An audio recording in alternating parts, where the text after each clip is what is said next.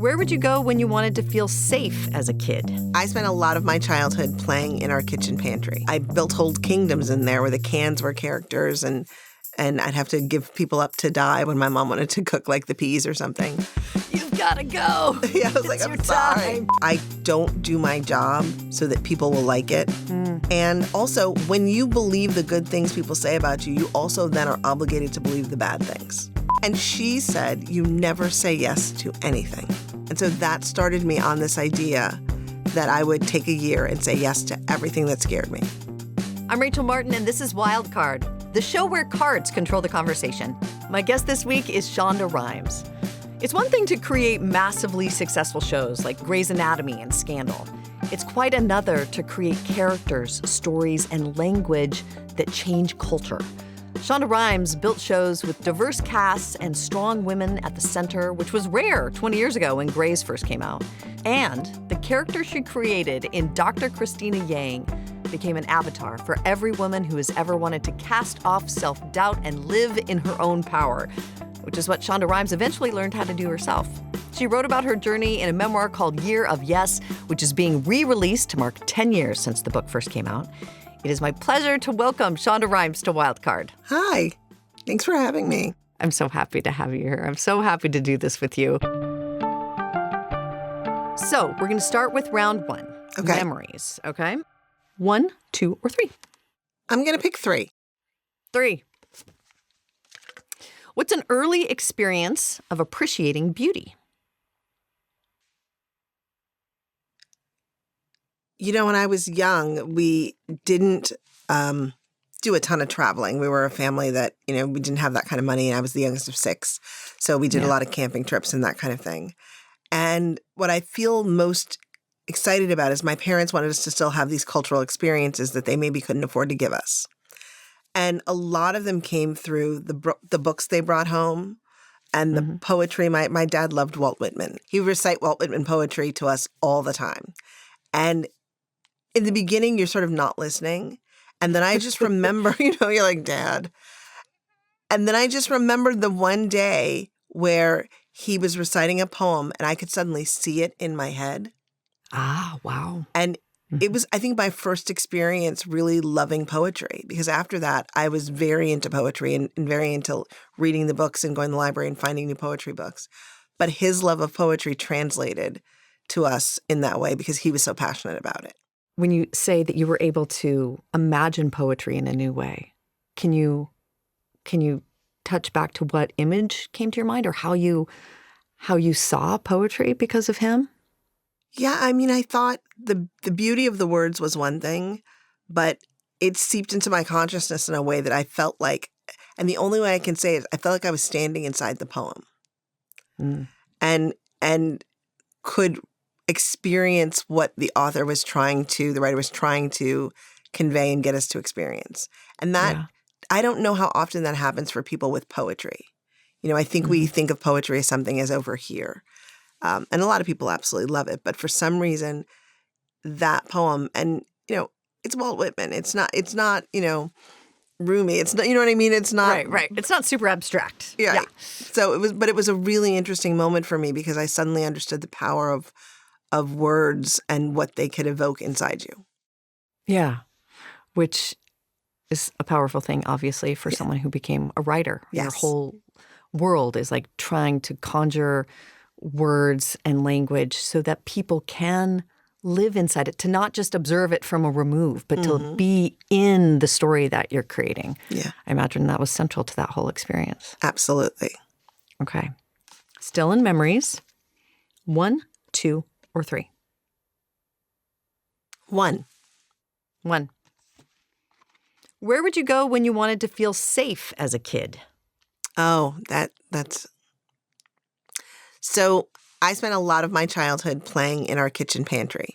Oh, I was wondering if we were going to go pantry. I've read the book. I know the pantry time. I mean, it was a very small space, in our kitchen, but big enough to get inside and close the door. And so I spent so much of my childhood, and it's the most vivid memories for me, of playing inside that pantry. And I felt super safe and super happy there. My mom would be in the kitchen cooking, so she was nearby. And I would stay there for hours and hours and hours. And I built whole kingdoms in there where the cans were characters, and I'd have to give people up to die when my mom wanted to cook like the peas or something. But for me, You've got to go. yeah, I was like, It's I'm your sorry. time. Like, your life is gone. But for me, it was this wonderful sanctuary of space where sort of the world was mine, and I felt really safe and really comfortable. It's not that you felt unsafe either. I mean, you No. just had there was just a lot of people around. It was a big family. You're right. It's a big family, and the idea that I had my own space was key, because you shared a room with my sister. There were always older siblings around, and so there's something about that pantry that felt like its own quiet storytelling time. Yeah. I also spent a good amount of time in the pantry growing up. There's Really? something, I remember sitting on the big plastic bin that my mom had for flour. She had one for flour and one for sugar. And that's where I would go. I didn't imagine in there, but that's where I went when I needed to think big thoughts. Like, this is serious. Yeah. Let's just get into this little space. Mine was kind of small. Yours sounds more expansive. There was more I don't think there was room that to much maneuver. room. In my head, our house was huge. But, years later, I went back and we drove by it, and I was like, that house is so small. How did all 8 of us fit in there? Yeah. Yeah. Are there any characters or storylines from the pantry that we can identify in some of your later works? Well, I did write about a royal family, so maybe Queen Charlotte. Yeah. Maybe Queen Charlotte originated in the pantry. I did imagine, that kind of life in the pantry, so maybe that was it. Okay. Last one in memories. 1, 2, or 3? 2. 2. What was the soundtrack to your teenage years? Oh my gosh. I think the soundtrack to my teenage years involved a mix of Madonna, Classic. Duran Duran, Yes. and this little band called Level 42 that I loved. And so for me, I grew up in like the Midwestern suburbs. For me, like it was deep to have a band that like wasn't on the radio really. Oh yeah. No. I get that. I felt really like I know music. Yeah. What's a scene attached to it? How old are you? Where are you listening? Where are you? I think I may be 14 in my childhood bedroom, hanging out with my best friend. We would, back then there was not a lot of, I don't even know if CDs were there back then. I think we were still trying to tape record from the radio at that point. Yeah. And so you'd have these like bootleg recordings, or you'd have like an album or something. And I remember we would listen to songs over and over and over again and like just dance around my room. And you have to imagine me with like 2 braids down the side of my head and my really thick Coke bottle glasses. And I think I wore a lot of pink. And was just this bouncy teenager who thought that, everything was incredible. I was sure that the world was going to turn out okay for me. Like my life was going to turn out okay. And those songs always really made me feel like this is who I want to be, or this is how I want to be. Before we start round 2, let's talk about your book. Congratulations. Thank you. I'm really excited. So for those who didn't read it the first go round, yes, when it came out, let's talk just about the central conceit of the book. I remember when it came out, and I did not read it because I saw that title and I was like, year of yes? No, ma'am. I am in my year of no. Like I had 2 little kids at home, and the whole idea of like saying yes to anything besides just keeping them alive and their primal needs met seemed totally crazy to me. But I mean, this was this revolutionary idea for you in particular because you had a big life. But remind us what it was that led you to this recognition that you were saying no, or you weren't saying yes as much as you wanted to be. I didn't live a big life. That's what's interesting. People always say that you had a big life. I did not. My characters had really big, glorious lives. And I was doing nothing except for writing those lives. So I wasn't going out. I was very shy, incredibly introverted. I wasn't going out and accepting any of those, the exciting things that happen when, you're starting to get accolades. People invite you to interesting and amazing places. I had never said yes to any of those things. I would barely say yes to going to a party. Like, I don't think I was going to I was doing nothing. And my excuse was, I have 3 shows and 2 small children and a tween. Yeah. Like, I can't. I mean, those are good excuses. They're very good excuses.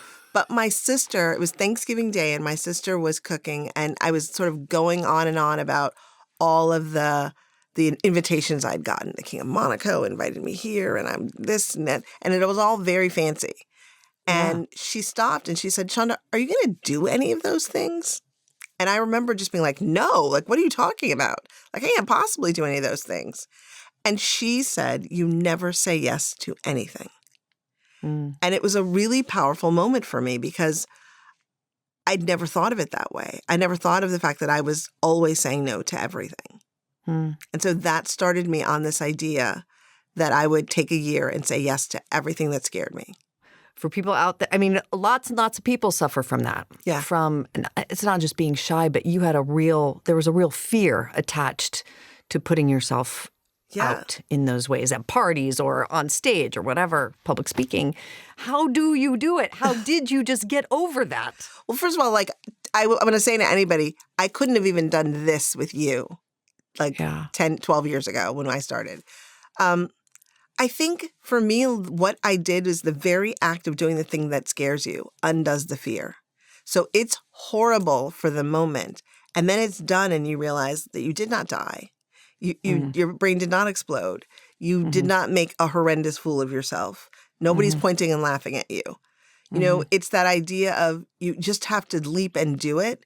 And it's so hard to make that leap. But the more you exercise that muscle, the easier it becomes every single time.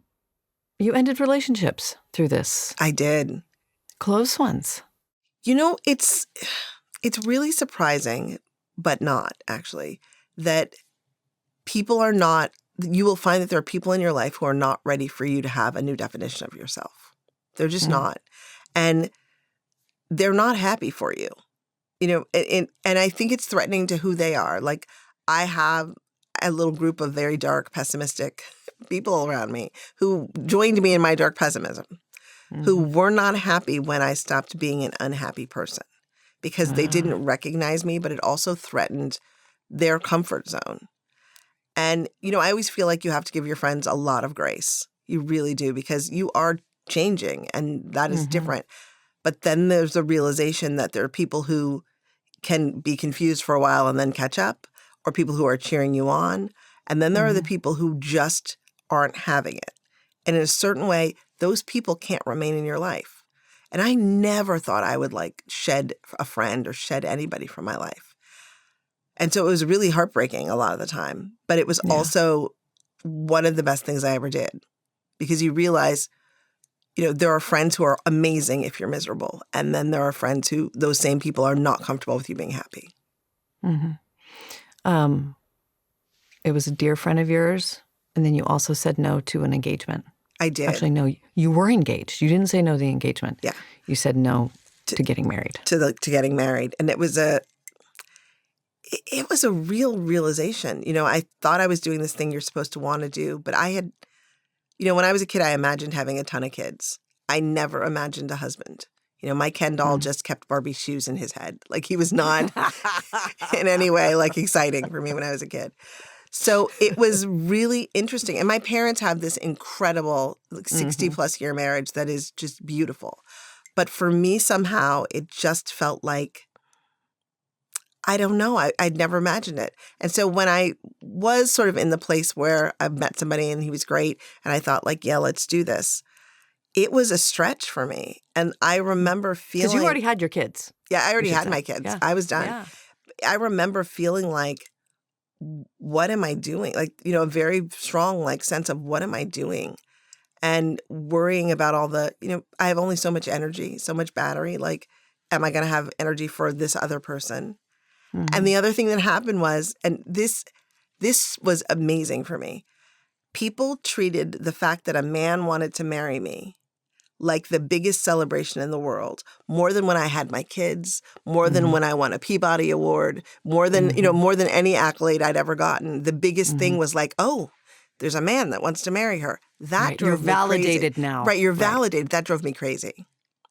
But it was really hard to break it off and to have the uncomfortable conversation and also just tell myself, yeah, no, you really don't want to get married. So 10 years on, what was it like to revisit this book? What did you feel like needed to be underlined again? And what were you like, ooh, I need a whole new chapter because this is something different. I need this audience to know.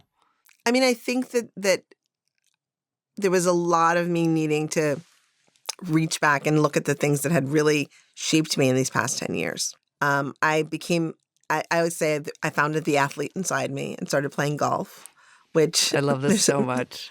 It was such a joyous I myself, thing. I cannot stand golf, but I love that you love golf. It's funny, like I was a person who, if you had told me 5 years ago that I would be an avid golfer, I would have laughed in your face so hard because that sounds ridiculous to me. Golf, I thought was the most boring thing in the world. And now I'm obsessed with it. And it was just being in Connecticut thinking like, okay, I need a hobby. Like I haven't had a hobby since I started writing shows and had kids. So I took up golf and it really turned out to be this amazing thing. It's great to be terrible at something that you then only you can work to get better at. Like it's really dependent on your effort, how much you put in. You're responsible for your successes and your failures. And it's very humbling. So that was one of the most wonderful things. I also talk about how important it is to sort of let go of the mentorship myth that we're told that if you don't have a mentor, you can't get anywhere. I loved that. That is so counter to what we're told all the time. And then if you don't have this like mythical, magical relationship with someone who's been down the road before you and wants to impart their wisdom, if that you don't have this singular relationship that you've somehow failed at life. That you failed, you're never going to make it. And, everybody says you need to have a mentor. People, are always asking like, will you be my mentor? And the reality of it is there are a million books out there that can help you understand people's lives and experiences. So I just read tons of memoirs and autobiographies. And those were your mentors. Those books became my mentors. I was in a business where nobody looked like me and nobody knew me when I started out. I mean, Grey's Anatomy was my first show. So nobody looked like me. Nobody knew me in town. So I didn't have anybody to turn to be a mentor, and nobody was knocking down my door trying to be a mentor. So it feels really important to be able to pull other people's experiences in and learn from those. You can be your own best mentor, but waiting for permission for somebody to say, like, I pick you, like you're going to be great, is a terrible idea because you're waiting for somebody else to start your life. Yeah. Just tick off a couple of your mentors, your book mentors. Becoming by Michelle Obama is a really great one. Shoe Dog by Phil Knight. Bird by Bird by Anne Lamott. Open by Andre Agassi. There's some really great books there that don't seem like they might have anything to do with my life, but taught me so much.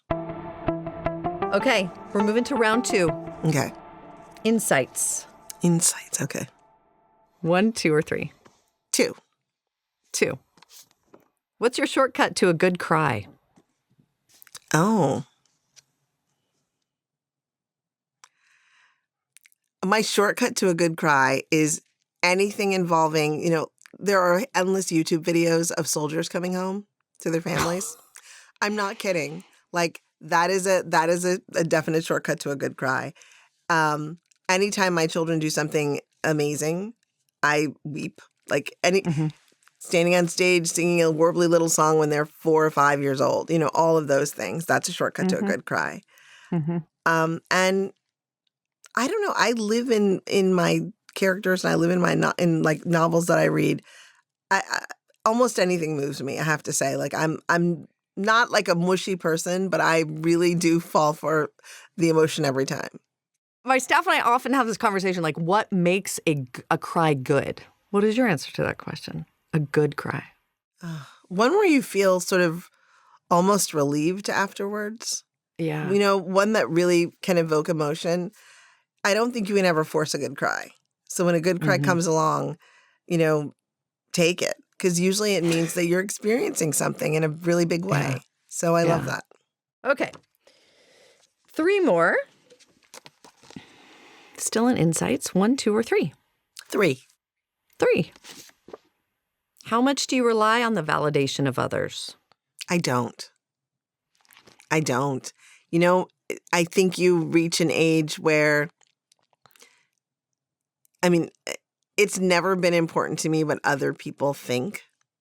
Really? Yeah, I mean, I say never, but to degrees. And I think I reached a place in the last 5 years, maybe it's turning 50 or something, that made me just go like, I really don't care. Life's too short.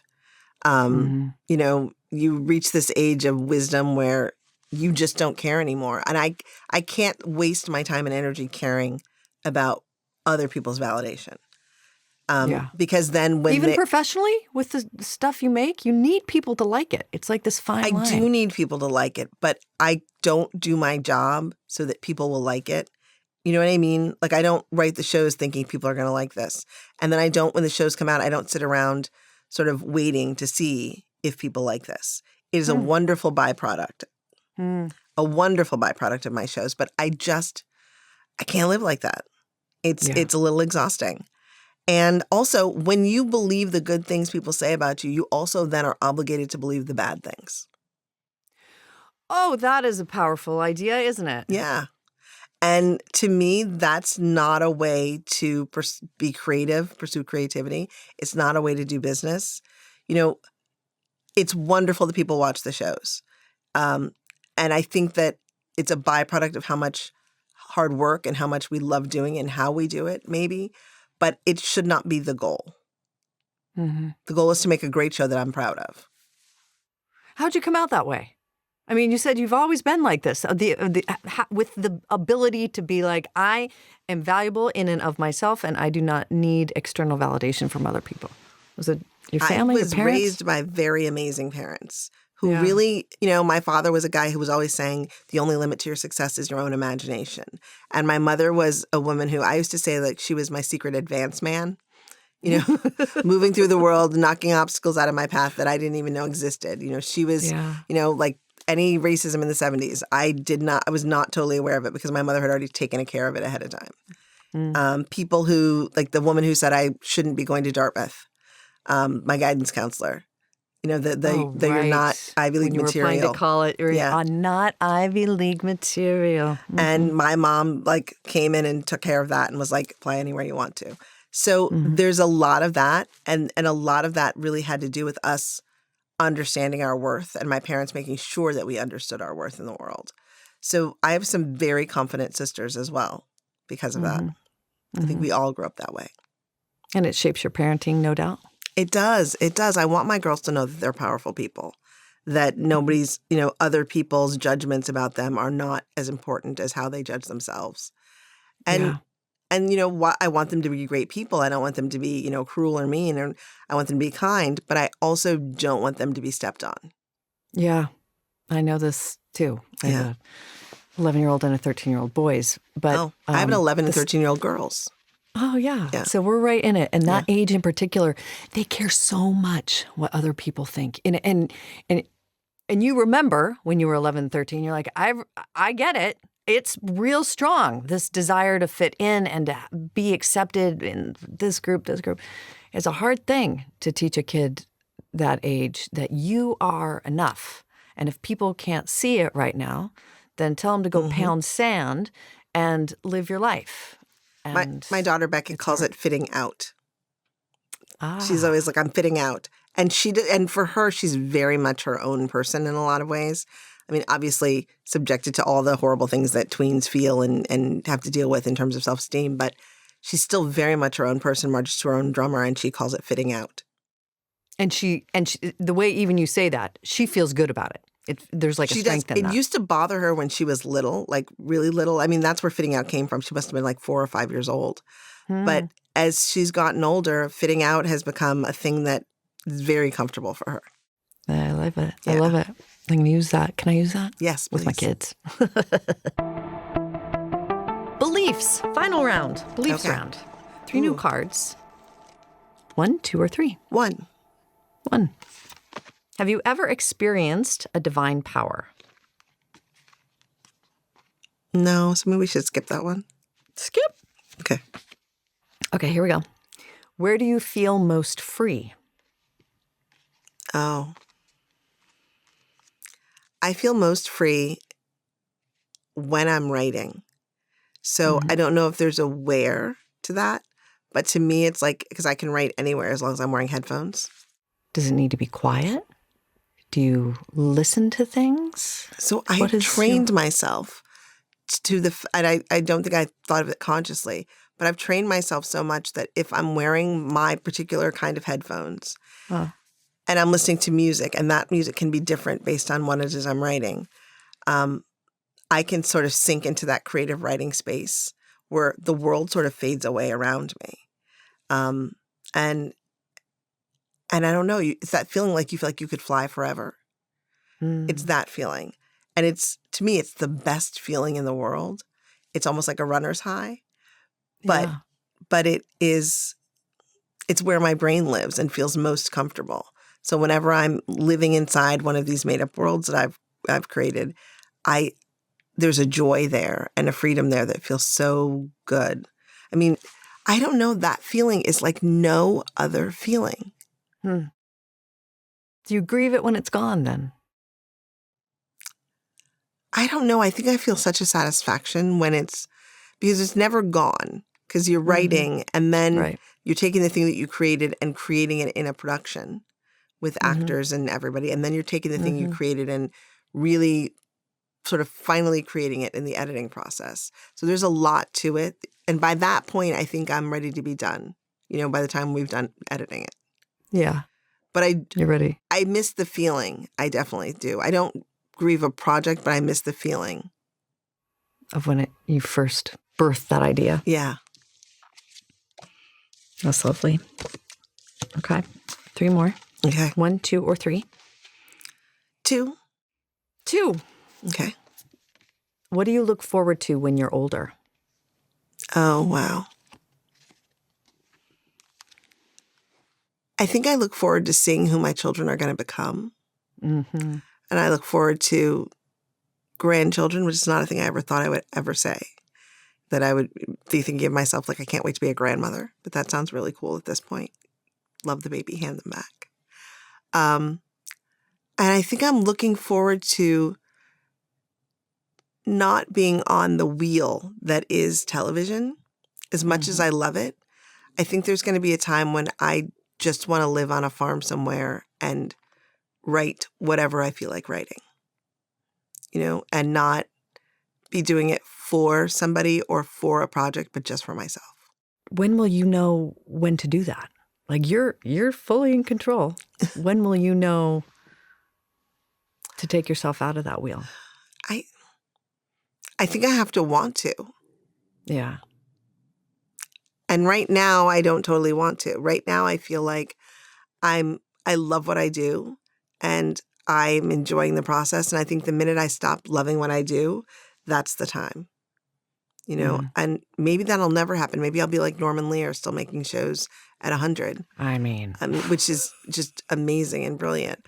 Or maybe there'll be a moment when I say like, okay, I'm done. Like I'm done. And I'm good with that. I've said everything I want to say in this medium. Maybe that'll happen. I don't know. But I do look forward to just writing for myself. Okay. Last one.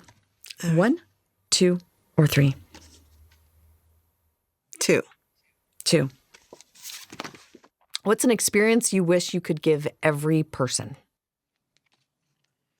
Oh, wow. That's a big one, but I like it. That is.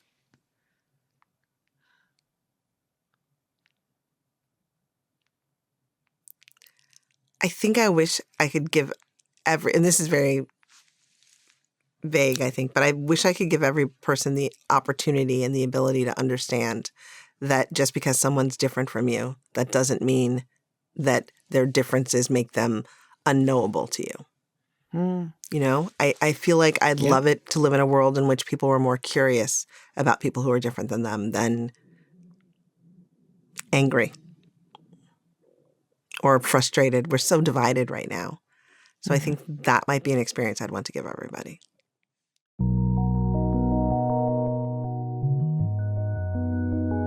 Shonda Rhimes, we end the show the same way every time, with a trip in our memory time machine. Okay. Which is just me when I do this. In the memory time machine, you pick one moment of your past you would like to revisit. It's not a moment you want to change anything about. It's just a moment you'd like to linger in a little longer. What moment do you choose?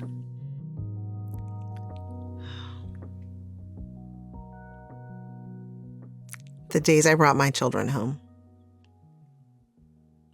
I mean, I think that those were such beautiful, such peaceful days. You know, that moment when somebody hands you a baby that's now a member of your family, I think I would love to live in those moments again. Is there a particular scene, moment, color, smell, detail that you can share of one of those days? Probably one of the best moments is watching my daughter stare at her new sibling. And Emerson was about, I don't know, not even 1 year old or just 1 year old. And, you know, I was at the hospital and I sent a video, you know, of the baby crying in sort of the first moments.